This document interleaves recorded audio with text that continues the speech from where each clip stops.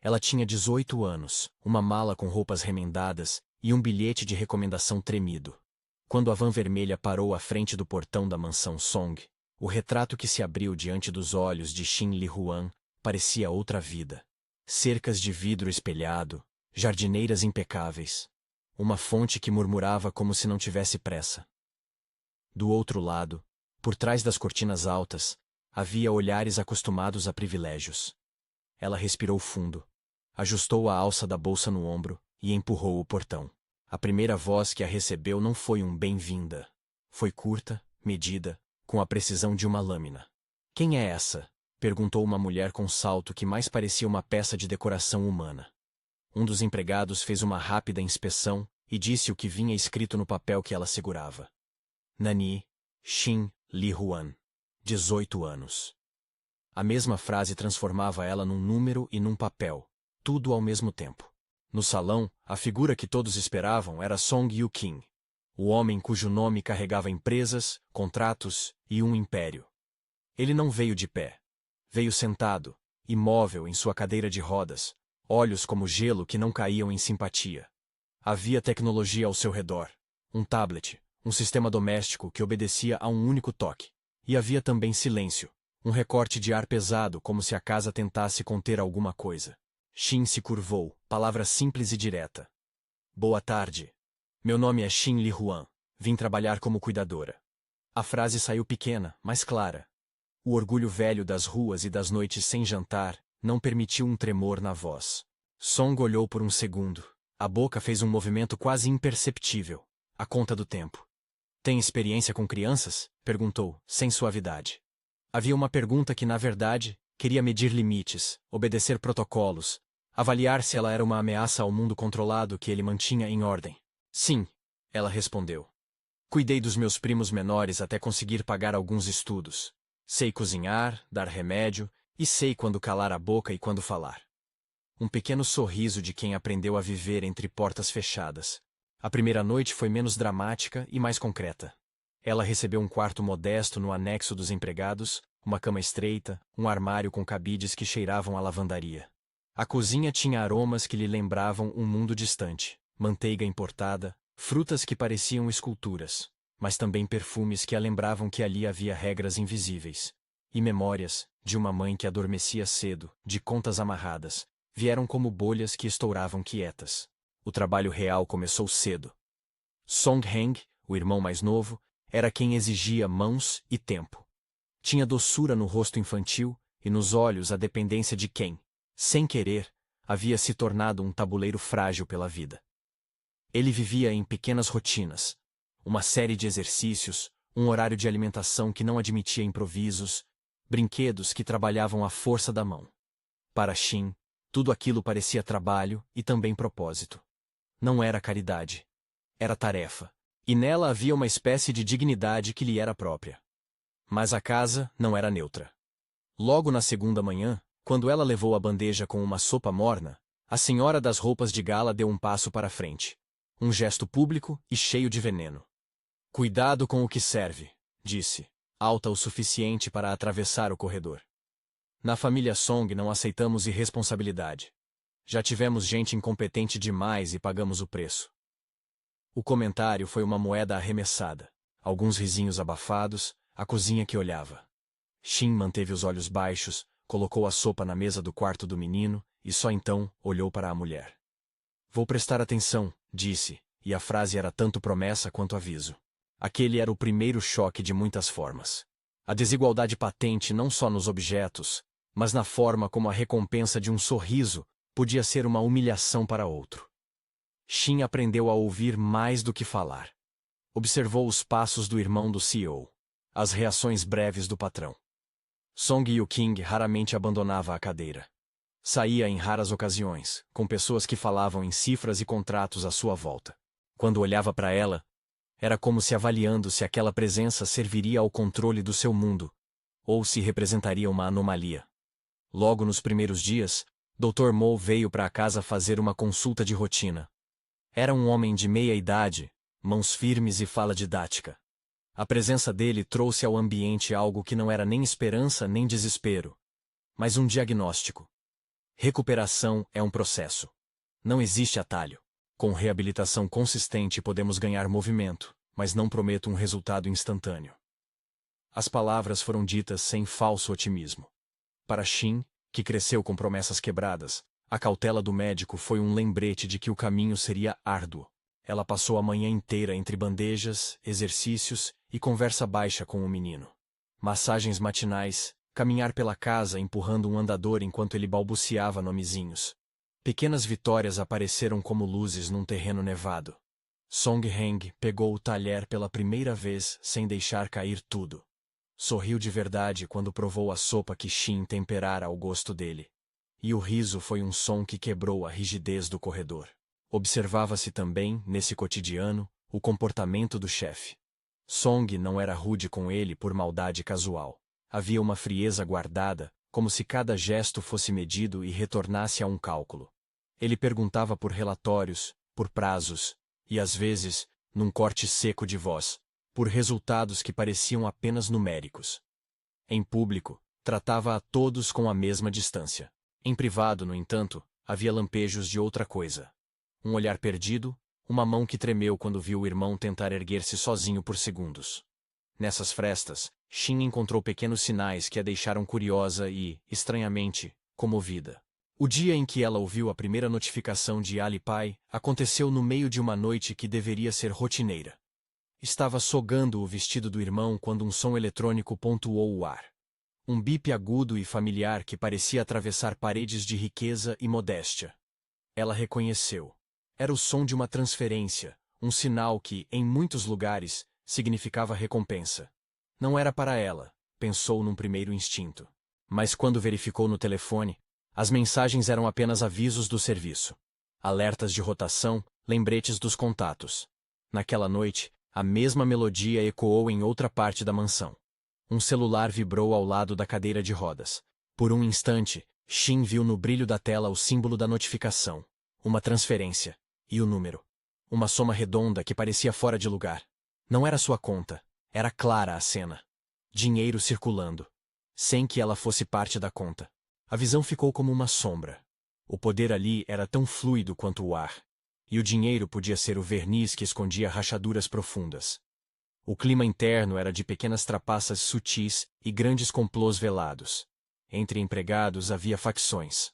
Aqueles que aceitaram a ordem sem questionar, e aqueles que, com olhos aguçados, procuravam brechas para vantagens. Wang Ma, o chefe da cozinha, era direto e afável. Ele observava Shin com uma curiosidade quase paternal. Você segura bem as panelas, ele comentou um dia. Não é para qualquer um. Um elogio simples, que foi um bálsamo em meio a olhares frios. Mas havia também a tia, uma mulher que se alimentava de críticas. Criança que veio do nada não sabe lidar com gente de posição. Ela disse num almoço, voz alta, para que o patriarca ausente ouvisse. A frase deixou no ar um cheiro de guerra. Shin respirou. Segurou as mãos na frente do peito. Um gesto de quem aprende a transformar vergonha em trabalho. A tensão maior era, no entanto, corporativa. Em algumas conversas interrompidas que pegava de relance, escutava-se o nome Xu Jiachang. Um homem com imagem de executivo implacável, que havia sido parceiro e inimigo, dependendo da conveniência. Havia rumores sussurrados sobre projetos roubados, sobre movimentos dentro da diretoria, sobre interesses que iam além da mesa de reuniões. O mundo externo à casa pulsava com ameaças que a casa, por sua obrigação, tentava esconder. Na terceira semana, um incidente doméstico deixou claro que a fragilidade não estava apenas nos corpos.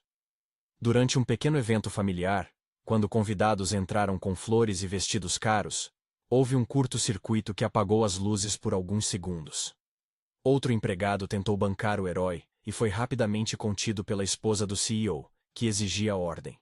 No entanto, nos minutos que a casa ficou às escuras, Shin notou algo. Havia posições de iluminação que não deveriam falhar. Algo foi mexido, e não por acaso. A percepção de Shin aflorou como um instinto. Pequenos detalhes que ninguém mais veria para além do seu olhar não passavam despercebidos. Uma tomada amarrada com fita, um painel de controle com um fio frouxo, um cheiro de queimado amortecido por spray de ambiente. Ela guardou aquilo como se recolhesse um documento secreto. Não disse nada de imediato. Sabia que as paredes tinham ouvidos e que acusar seria sinal de ingenuidade. Mas a faísca que acendera em sua cabeça não apagou. Algo ali não era acidente. Com as primeiras semanas de convivência, criou-se uma rotina que, para Shin, era ao mesmo tempo trabalho e uma espécie de escola de humanidade. Havia manhãs de fisioterapia com o Dr. Mo, que explicava com paciência. A reabilitação é construída em microvitórias. Um tônus muscular recuperado, um neurônio que reconecta, não é sonhar acordado. E havia tardes de leitura ao lado da janela, onde Song Heng folheava livros com imagens coloridas que Shin mostrava e nominava. Veja, casa, veja, gato. À noite, antes de recolher a bandeja de jantar, ela passava a massagem nas pernas do menino, dedilhando pontos que o médico havia indicado. O toque era prático, mas a intenção era humana. Foi nessas tardes que a história entre Shin e Song começou a mudar de compasso. Não por um gesto heróico único, mas por um acúmulo de cuidados repetidos. O CEO, que raramente se permitia observar sem criticar, começou a reparar numa atenção que não pedia nada em troca. Num dia, ao ver o irmão erguer-se por 3 passos com a ajuda do andador, seu lábio tremeu por um único segundo. Foi um movimento breve, tão rápido que vários presentes perderam. Shin viu. Era suficiente para gravar na memória do patrão um padrão novo. Ela dava cuidado sem alçadas, sem espetáculos, com uma disciplina que não exigia aplauso. Os funcionários mais antigos murmuravam. Alguns disseram que ela seria usada e depois descartada, como muitas auxiliares que passaram pela casa. Outros, os mais afáveis, achavam que havia algo nela que resistia ao desprezo. Dignidade, uma linha reta que não se curvava diante do insulto. Shin, por sua vez, continuava a cumprir com mãos firmes, sem se permitir romantizar a situação. O que began como necessidade, virou um trabalho que lhe conferia significado. E a mansão não era apenas palco de cuidados. Era também palco de intrigas. Em uma reunião noturna, quando a administração da empresa discutia números e contratos, Shin ouviu, por acaso, o nome de Shu, dito num tom que carregava desprezo e medo. Se Shu tirar nosso projeto, estamos falidos, murmurou um executivo. Houve menção a um documento que estava desaparecendo, a alguém que desejava a queda do grupo Song. Palavras que para Shin eram apenas ruído distante. Começaram a se alinhar com o pequeno fio chamuscado que encontrara no painel elétrico. A primeira vez que Song falou com Shin diretamente sobre trabalho, não foi por cortesia. Foi por necessidade. Ele chamou-a à sala de estar, não para instruí-la sobre o cuidado do irmão, mas para uma tarefa que dividia utilidade e teste. Preciso que você acompanhe o meu irmão em um exercício amanhã fora da casa, disse ele. Havia autoridade na voz, e também a curva de quem delega algo que não confia demais. Shin aceitou. Entendeu que estar perto do menino significava estar perto de uma porta que, devagar, se abriria para lugares mais difíceis. No passeio do dia seguinte, o jardim apresentou-se como um mundo miúdo. Grama aparada, caminhos de pedra, bancos de ferro. Shin empurrou o andador. Segurou a manga do menino para café-lo quando errava o passo. Um vento leve trouxe cheiro de terra molhada. O menino riu de algo que Shin contou. Uma história rasurada sobre uma lagarta que queria virar pato. À distância, em uma das janelas, Song observava com um olhar indecifrável. Severo, distante, mas com algo que não se nomeava. Talvez alívio, talvez vigilância. Quando o irmão do CEO conseguiu se sentar sozinho por alguns segundos, Song fechou os olhos mais tempo do que deveria. Era um homem acostumado ao comando que, enfim, percebia que o controle absoluto não devolveria aquilo que ele perdia. O tempo e a mínima alegria infantil. Enquanto isso, Shin recebia também flagras do mundo além da mansão. Um fornecedor, ao entregar certos pedidos, comentou baixinho sobre uma feira onde Shu havia aparecido com investidores chineses, sobre contratos que mudavam de mãos como se fossem cartas. Um segurança distraiu-se e, por descuido, deixou o portão aberto por minutos suficientes para que um carro não identificado estacionasse em frente. Pequenas peças de um quebra-cabeça que, para a maioria, ainda era apenas ruído. A primeira cena de humilhação pública veio numa recepção em que a família mostrava o status e o alinhamento social. Shin foi chamada a servir. Havia atrizes de aparência perfeita, sorrisos lapidados e conversas que se moviam em número de ações. Alguém derramou vinho sobre um vestido caro e fingiu desespero. Outro convidado debochou do serviço. A tia cortou rápido. Esses empregados... Não temos paciência para inaptos. O comentário foi uma faca. O público aplaudiu a crueldade com um sorriso. Shin continuou a servir, mãos frias, rosto calmo. Quando Song observou, a expressão no rosto dele não era de orgulho. Era de expectativa. Ele queria ver até onde a menina iria ceder. Ela não cedeu às provocações externas. Em vez disso, demonstrou competência. Quando o bebê da família, um pequeno filho de um primo distante, começou a chorar com um brinquedo preso, ela solucionou o problema com movimentos rápidos e precisos, resgatando um sorriso do dono do brinquedo e o agradecimento de um pai estressado. Foram gestos que corroeram a narrativa construída contra ela. Servil, inábil, descartável. Aos poucos, olhos começaram a ver que havia nas mãos daquela jovem algo que não aprendia nos salões: capacidade de resposta, paciência, solução. Dois eventos pequenos, porém cruciais, se cruzaram como dois pontos de tensão. A primeira notificação de transferência, que ecoara como promessa, e um recado interceptado por descuido. Shin, numa tarde, encontrou no corredor um envelope aberto, como se abandonado por pressa. Nele havia um documento com números, assinaturas e uma linha que falava de ajustes internos e custos de transição. Embaixo, um nome com assinatura quase ilegível: Shu Jia-chang. O papel cheirava a escritório caro e a estratégia. Ela musculou os dedos para não pegar. Sabia que a curiosidade podia condenar. Mesmo assim, deu um passo a mais e tirou uma foto com o celular, guardando aquele arquivo num canto envolto em medo. Naquela noite, quando o quarto do anexo estava frio e a lua pendia como um pingente da cidade, Shin consultou a foto. Não sabia se fazer aquilo era certo. Ela pensou na mãe, nas contas, no menino que àquela altura já conhecia como o gesto de fechar as pálpebras. Pensou também no que o papel poderia significar: dinheiro sujo, acordos que prejudicavam trabalhadores, um jogo de poder que poderia fazer com que a própria casa se tornasse campo de batalha. Seus dedos tremiam ao tocar a tela. No dia seguinte, o incidente pequeno tornou-se maior. Houvera um telefonema no gabinete do CEO, uma voz agressiva que exigia retirada de documentos, e a expressão do homem no centro era de uma irritação afiada. Song conversou com seu advogado, palavras curtas e sem afeto. Quem mexeu? Perguntou. Ninguém respondeu de imediato. A procura por culpados começou. Em todos os encontros subsequentes, o nome de Shu apareceu como sombra de suspeita. Havia possibilidades de sabotagem, de manipulação. O ambiente corporativo não era apenas cheio de contratos. Era cheio de facas escondidas em gavetas bonitas. Para Shin, a suspeita cresceu com o ar. Aqueles fios chamuscados no painel, a tomada rearmada com fita, e agora o documento com o nome de Shu. Era improvável que fossem coincidências. Ela sabia que havia riscos em levar isso adiante. Mas também sabia que a omissão poderia ser uma barbárie contida. Trabalhando por dentro, muitas vezes era um passaporte para a verdade. Quando na manhã seguinte, ela entrou no quarto onde Song lia notícias corporativas no tablet, a luz parecia mais dura. Ele a olhou sem surpresa.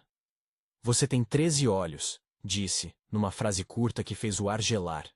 Shin não entendeu por um momento. Então ele continuou, com a mesma voz que punha regras. Quero que acompanhe meu irmão para a consulta com Dr. Mo amanhã. E quero relatórios diários sobre tudo o que acontecer na casa. Não por suspeita sua, mas por precaução minha. A ordem veio como um teste e como um reconhecimento velado. Ela era boa em ver. Ela aceitou, sabendo que essa tarefa a colocava num lugar perigoso, mas também a aproximava do núcleo do que ocorria. Havia algo singular em ser a ponte entre o cuidado do menino e os segredos da casa. Quem cuida, vê. Quem observa, entende. Quem entende, tem responsabilidade.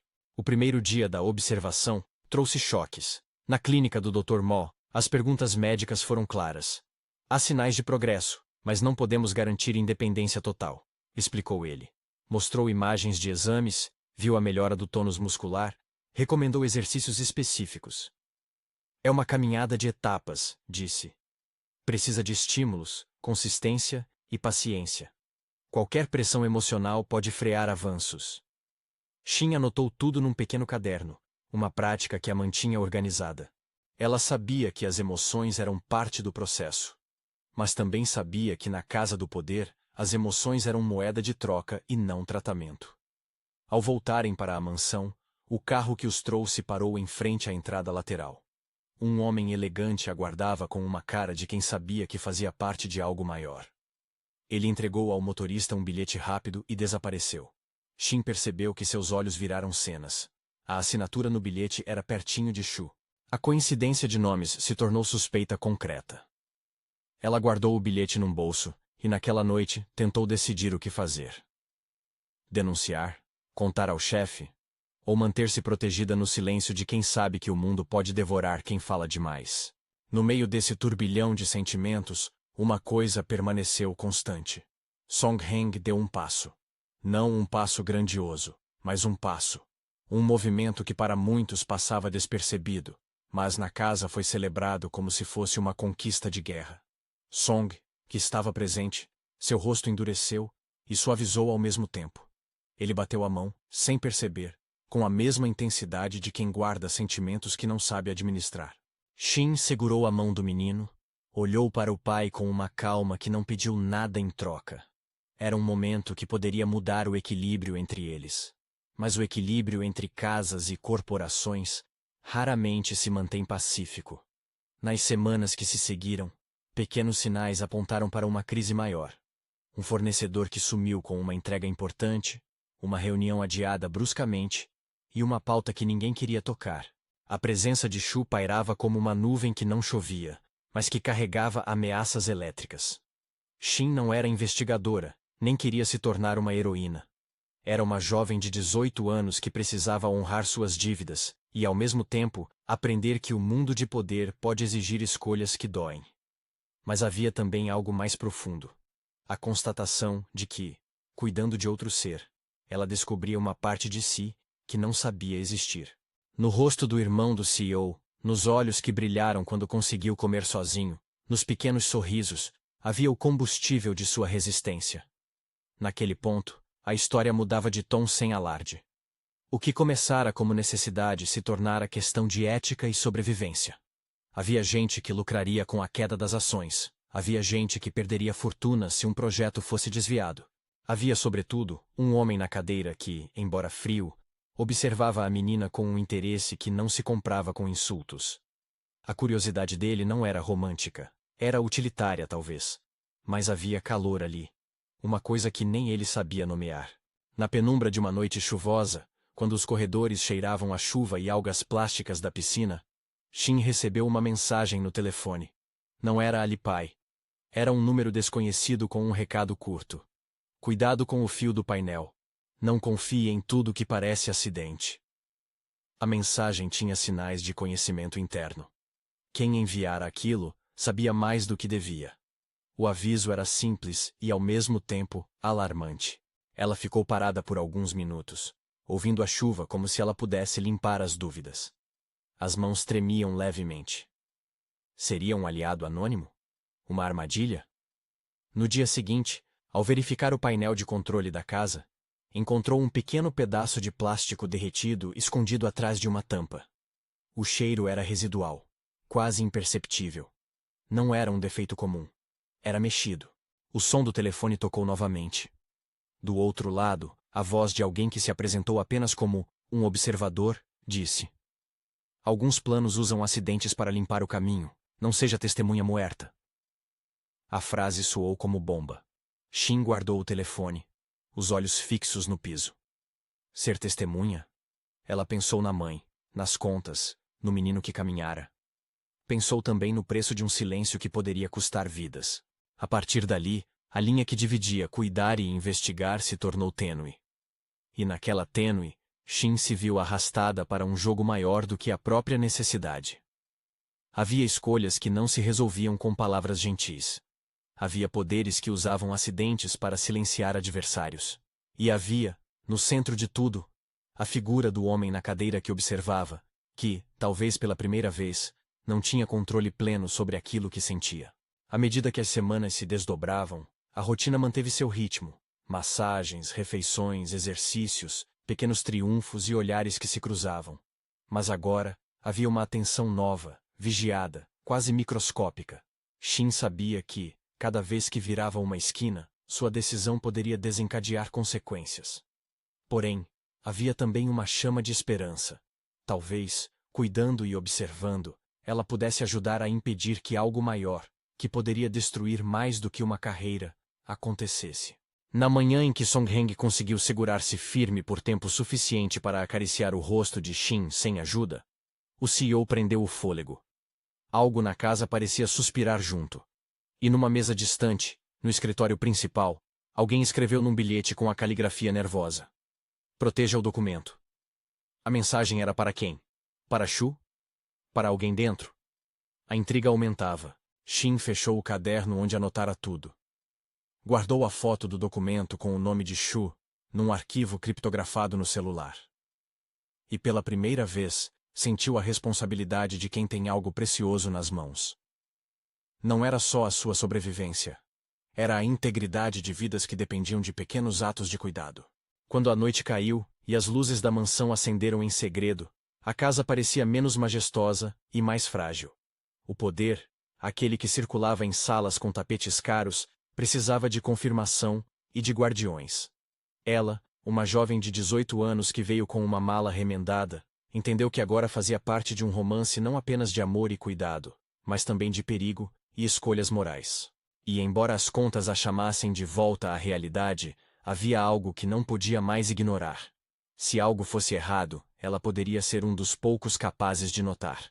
Se você está curioso para ver se ela vai conseguir se manter nessa casa, e até onde esse cuidado pode mexer com um homem acostumado a ter tudo, curta e siga para acompanhar.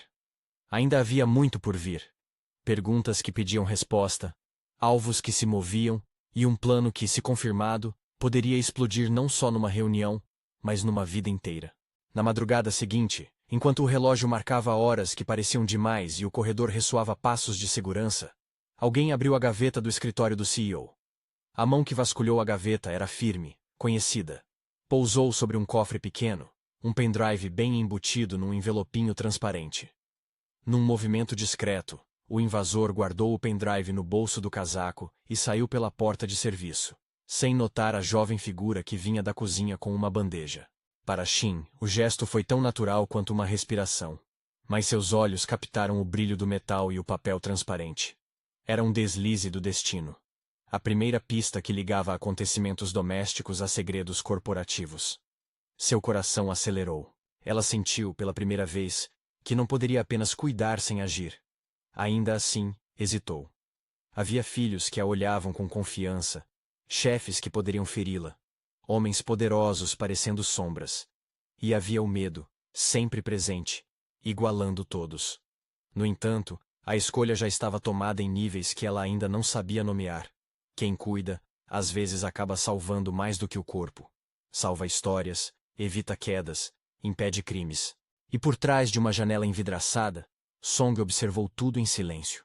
Um gesto seu, quase imperceptível, fez com que o tablet vibrasse uma notificação de transferência não autorizada. Ele apertou os dedos, olhou para a jovem que recolhia a bandeja, e por um trecho, permitiu-se pensar em como o mundo poderia, talvez, ser diferente se alguém, de dentro do próprio caos, fizesse o que o dinheiro não comprava. Cuidar com verdade. Quando a gaveta se fechou e o invasor saiu, a casa retomou seu fôlego como se nada tivesse acontecido. Mas Shin Li-Huan não tinha como fingir que nada acontecera. O brilho do metal no bolso do casaco do homem ficou gravado em sua mente como um ponto claro num tecido escuro. Ela esperou até o corredor ficar deserto, recolheu a bandeja que levava e, com passos medidos, voltou ao escritório, onde o ar ainda guardava o cheiro de papel e café frio. No vão da porta, a tampa do cofre parecia um convite traiçoeiro. Ela nunca havia aberto nada daquela natureza antes. O pendrive caíra embaixo do tapete ao ser derrubado, esquecido. Shin o pegou com a ponta dos dedos, sentiu o calor residual do metal e a textura lisa que denunciava tecnologia e segredo. Não era uma heroína em livros. Era uma garota de 18 anos que sabia o preço de cada nota, e que conhecia o medo de perder o pouco que tinha. Ainda assim, algo dentro dela dizia que não podia ignorar. voltou ao seu quarto no anexo, fechou a porta e pôs o pendrive em cima da pequena mesa, como se fosse um animal ferido que precisava ser examinado. Abriu o celular, conectou um adaptador improvisado e, com mãos que tremiam só um pouco, abriu arquivos que piscavam em pastas nomeadas com termos frios: ajustes, transição, pagamentos. Havia planilhas, linhas que moviam cifras e, enterrado entre relatórios, um documento que descrevia um plano de limpeza e nomes de terceiros que prometiam soluções definitivas para problemas administrativos. Um dos anexos trazia uma gravação curta, voz abafada, instruções que soavam como um roteiro de sabotagem. Ela ouviu então, pela primeira vez, a voz do mundo conspirando contra aqueles que não sabiam se proteger. As palavras eram claras e perigosas. Shin sentiu um nó na garganta. Sabia que poderia levar aquilo ao patrão. Sabia que poderia denunciar anonimamente. Sabia também que um passo em falso poderia torná-la culpada por algo que nem entendia por completo. Precisava pensar rápido. No dia seguinte, enquanto empurrava o andador de Song Heng até a sala de fisioterapia, ela decidiu que não agiria sozinha. Havia quem, no corpo da casa, merecia sua confiança. Wang Ma, o chefe da cozinha, homem de olhos bons, que tratava os empregados como família. E o motorista Yu, um sujeito de poucas palavras, que via e guardava segredos nas rotas que fazia. Eles eram, do jeito deles, aliados discretos. No caminho, comentou com Wang Ma com voz medida. Tem coisas que parecem acidente, mas alguém mexeu. Wang Ma franziu o senho e ofereceu um sorriso de quem entendia e guardava. Cuidado, menina. Em casa de rico, homem erra e culpa qualquer um. Mas se tem fogo, tem fumaça. Esse foi o suficiente. Ela não precisava de mais. Precisava de ajuda. Enquanto isso, Song Yu-king, sentado em seu escritório, sentia a inquietação corroendo-lhe o peito. A notificação não autorizada no tablet havia sido apenas uma sombra do que viria. Ele não dormira direito desde que soube que alguém havia mexido em seu cofre. Mesmo limitado em mobilidade, seu cérebro funcionava como uma máquina de diagnóstico. Domínios de cifras e possibilidades corriam como corredores na sua mente. Havia misturados aos relatórios de mercado sinais de ameaça real. Quando Shin entrou para levar o chá, ele a observou com aquele olhar que fora sempre avaliador, e agora carregava outra coisa. Curiosidade concentrada. Você viu algo estranho essa noite? Perguntou ele, curta, incisiva. Shin, que até então guardara tudo para si, respirou e contou uma parte. Que alguém esteve no escritório, que havia um brilho metálico e um pendrive desaparecido. Ele permaneceu calado, e por um tempo, a casa inteira pareceu ouvir o silêncio. A partir daquela conversa, ele decidiu agir de forma direta, ainda que contida. Pediu ao seu chefe de segurança que fizesse uma varredura. Conversou com o advogado, acionou antigos contatos na polícia que mantinham linhas discretas. Não expôs a situação em público. Sabia que escândalo poderia afetar ações, clientes e o senso de estabilidade que ele tanto prezava. Mas também sabia que não podia deixar as coisas correrem soltas. E havia algo mais íntimo agora.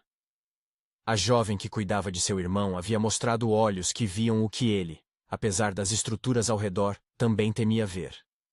Aquilo o desconcertava. A investigação interna descobriu, em poucas horas, que alguém realmente havia invadido o escritório. Câmeras externas mostraram um carro preto estacionando e saindo às pressas na madrugada. O nome de Xu Jiachang começou a aparecer em murmúrios. Negócios recentes, conversas interceptadas, alianças que antes eram só boatos. Song, porém, não se deixou levar apenas pelo rumor.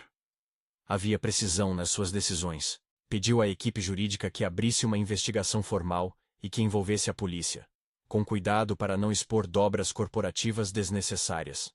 Ele sabia quando era hora de usar poder e quando era hora de pedir a lei. Enquanto isso, Shin continuou a rotina de cuidado, fingindo normalidade aos olhos da família e dos convidados. Cuidava do menino, preparava os remédios, observava os fios, mas trabalhava também sob um peso novo. A adrenalina de ter um segredo lhe dava, ao mesmo tempo, medo e vontade de proteger. Às vezes, quando Song não estava presente, ela abria o arquivo no celular e ouvia as gravações, tentando decifrar sotaques, vozes, ligações. Era uma escola maligna. Aprender a ler as entrelinhas das intenções humanas. O perigo, porém, era impaciente. Shu e seus aliados, sentindo a resistência ao seu plano, aceleraram os passos. Um lançamento de produto foi marcado num hotel de luxo, exatamente a plataforma ideal para uma manobra que iria abalar as ações da empresa. Projetar desconfiança, derrubar a confiança do mercado, forçar uma venda vantajosa. Shin ouviu falar do evento por acaso, quando o motorista deixou cair um convite na sala de funcionários. A data estava marcada para dali a 2 semanas. Engrenagens se moveram rapidamente nos bastidores. Fornecedores, checklists, logística. Shin teve um momento em que, sem querer, tocou o nome Evergreen numa folha e sentiu um calafrio. Ela foi informada por Wang Ma, que sempre sabia mais do que dizia, sobre os preparativos. É um evento grande, tem muita gente de fora. Tem também gente que não é de fora, mas que chega com intenções estranhas, disse ele num tom que misturava cuidado e humor. Shin apercebeu-se de que estava no centro de algo maior do que o cuidado infantil. E agora havia uma escolha: calar e permanecer segura, ou agir e arriscar. A garota que aprendera a viver com pouco, que conhecia a ferocidade de quem devia contas, escolheu agir. O primeiro passo foi simples e prático: avisar o segurança responsável pela portaria do hotel e elogiar que se fizesse uma checagem extra nas maletas de fornecedores. Shin sabia identificar uma despesa malfeitora quando havia num subterfúgio. Não explicou o motivo. Disse apenas que sentira um pressentimento forte. O segurança, homem de paletó surrado e ética de velho, sorriu. Se o senhorio disse, a gente faz, disse. Ninguém perguntou muito. Às vezes, na prática, a intuição de uma cuidadora pesa mais que o discurso de um executivo. Na noite do evento, o salão brilhava com luzes e reflexos. A plateia estava cheia de jornalistas, investidores e parceiros. Song estava presente, sentado em sua cadeira adaptada, com o rosto em rigidez calculada, vestido em traje escuro que parecia parte de sua armadura. Shin, que não fazia parte da lista oficial de membros da comitiva, estava escondida nos bastidores com Wang Ma, ajudando a acomodar talheres e a conferir se os alimentos estavam certos. Do corredor, ela observava o movimento como alguém que já sabia ler passos e intenções. Havia homens que olhavam com candura e havia homens que olhavam com apetite por vantagem. Entre eles, ela reconheceu um rosto. Um assistente de Shu entrou com um estojo cujo fecho parecia suspeito.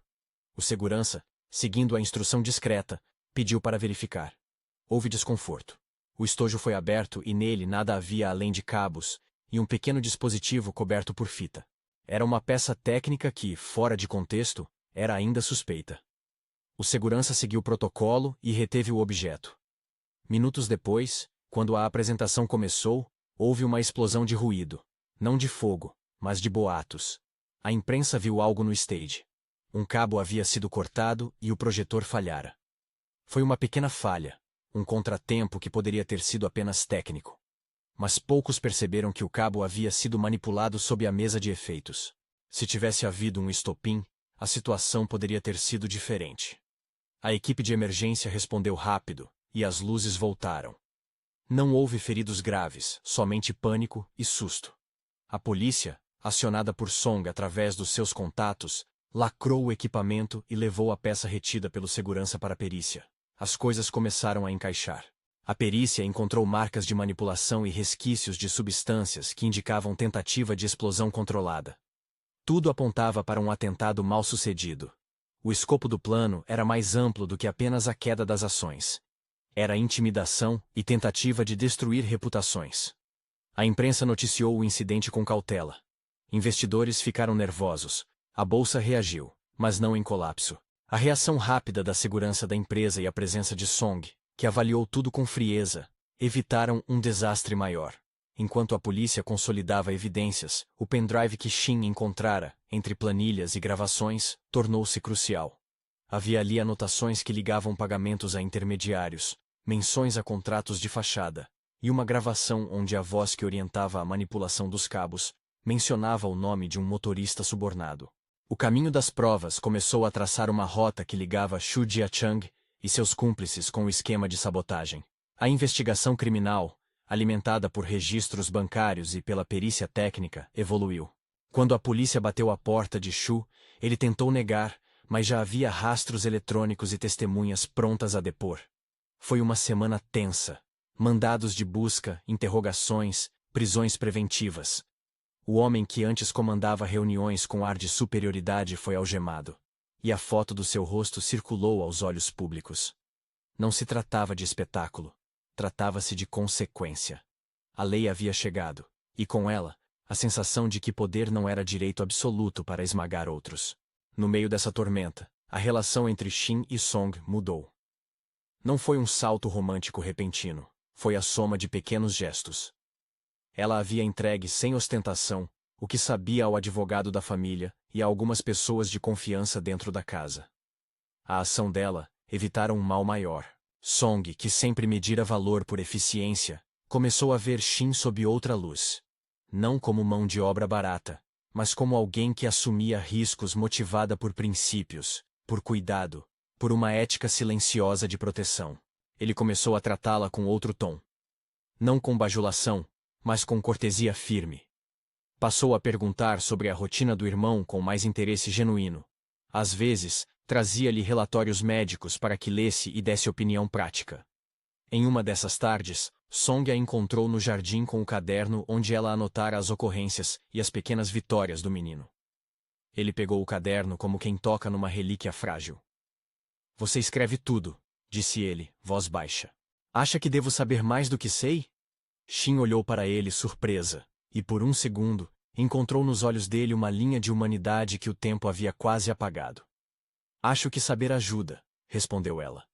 Saber evita que cuidemos cegamente. A derrota de Shu trouxe para a família um alívio encharcado de tensão e de vergonha.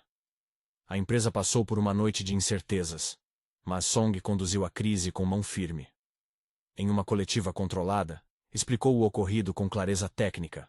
Assumiu responsabilidades de gestão e prometeu medidas para proteção. Não usou Shin como troféu, mas quando chegou a hora de reconhecer quem tinha contribuído, fez algo que ninguém esperava. Chamou-a ao palco. A menina de 18 anos subiu os degraus com o coração acelerado. A plateia a olhou com curiosidade, alguns com surpresa, outros com desdém antigo que agora parecia deslocado. Song, em público, falou de ética, de cuidado e de coragem, e disse o nome dela com formalidade e gratidão. Foi um momento que selou algo. Reconhecimento público atestava que sua posição naquela casa já não era apenas de servidora silenciosa. E quando, diante das câmeras, ele anunciou que faria uma compensação financeira às famílias afetadas e que criaria um fundo de apoio à reabilitação, muitos aplaudiram. O gesto servia a múltiplos propósitos. Mas, para Shin, significava que o homem na cadeira entendia que dinheiro podia ser reparação, não como cura final, e também expressão de compromisso. Naquela noite, quando voltaram para a mansão, seu telefone vibrou com uma notificação que ela jamais imaginara ver. Uma transferência repetida, várias entradas, uma soma que equivalia a um colchão financeiro capaz de mudar várias vidas. Era Song, fazendo algo que muitos achariam excessivo. Ele não só transferiu uma quantia considerável para ajudar a família de Shin e garantir os tratamentos do menino, como também comprou em seu nome uma pequena casa perto da faculdade onde ela estudara, e uma conta poupança que assegurava estudos futuros. Havia, ainda, ações nominativas colocadas em seu nome com restrições claras. Era cuidado e proteção material, sem anular a pessoa que ela era. Shin olhou para a tela, sentiu o peso das cifras e, junto com ele, um turbilhão de emoções. Gratidão, incredulidade, medo de perder a autonomia. Ela sabia que aceitar dinheiro poderia trazer olhares, fofocas e a ideia equivocada de compra de lealdade. Porém, também sabia que negar aquilo poderia condenar sua mãe a meses de dúvida. Passou noites em claro pensando nas implicações. Decidiu por fim que aceitaria, mas com condições. Queria autonomia administrativa sobre a conta. Queria que parte da quantia fosse destinada a um pequeno fundo para trabalhadores domésticos que alcançassem situações de vulnerabilidade. E queria manter seu trabalho na casa, pelo menos por enquanto, porque não queria perder o propósito enquanto traçava seu próprio caminho. Quando chegou a hora de conversar com Song sobre as condições, ele ouviu com atenção. Não reagiu com autoritarismo. Sorriu, pela primeira vez, sem protocolo. Você escolhe, disse ele. A responsabilidade é sua. Se prefere manter distância, eu aceito. Se prefere ficar, Eu ofereço um assento na mesa. Não só como cuidadora, mas como alguém cuja opinião vale. A oferta era inédita. Reconhecimento, oportunidade, escolha. Shin, que aprendera a viver com decisões impostas, sentiu que fazia parte de algo maior. Aceitou o pacote com firmeza e colocou suas regras com clareza. A negociação foi por si só um novo marco. Ela não se vendeu. Fez um acordo baseado na própria dignidade. Os presentes não se limitaram às transferências bancárias. Veio um gesto mais pessoal. Song, em dias de reabilitação, pediu a alguém que trouxesse para Shin uma manta artesanal que sua avó usara, uma peça que representava conforto e proteção. Quando ela a recebeu, o gesto fez seu coração amolecer. Não era dinheiro. Era algo pensado. Havia também pequenos presentes despretensiosos, livros que ele sabia que ela gostava, sapatos que combinavam com seus passos já mais firmes. Cada entrega vinha com um bilhete curto, quase seco, mas com conteúdo. Continue do jeito que faz. Essas palavras, simples, gradualmente transformaram o gelo em proteção. O processo de reabilitação de Song também avançava, em ritmo explicável. Dr. Mo vinha 3 vezes por semana e explicava as etapas com seriedade e calma. Está bem progredindo, dizia, mostrando registros num tablet. Conseguimos ganho de tônus, a melhor equilíbrio, mas é trabalho de tempo e disciplina. O lado emocional influencia bastante. O lado emocional era, ali, um elemento essencial. Quando Song começou a permitir que Shin o acompanhasse nos exercícios de caminhada e que participasse das atividades de recuperação, novos laços foram tecidos. Mãos que se encontravam para equilibrar, palavras ditas entre respirações ofegantes, risos tímidos ao ver um exercício que correra melhor do que o esperado. Pequenas vitórias, suportar alguns minutos em pé, firmar-se no andador, segurar uma xícara sem derramar, tornaram-se marcos comemorados como se fossem conquistas de guerra. Em uma tarde clara, Song conseguiu, com apoio e muito esforço, dar passos sem a ajuda motora por uma breve sequência. Foi pouco para o mundo, mas enorme para quem vivia naquela casa. Ele ficou exausto, mas o brilho nos olhos era diferente. Havia sido testemunhado por Shin. Quando se sentaram após o exercício, ele não disfarçou a emoção. Obrigado, disse ele. Simples. Shin sorriu, enxugando a testa dele com um pano.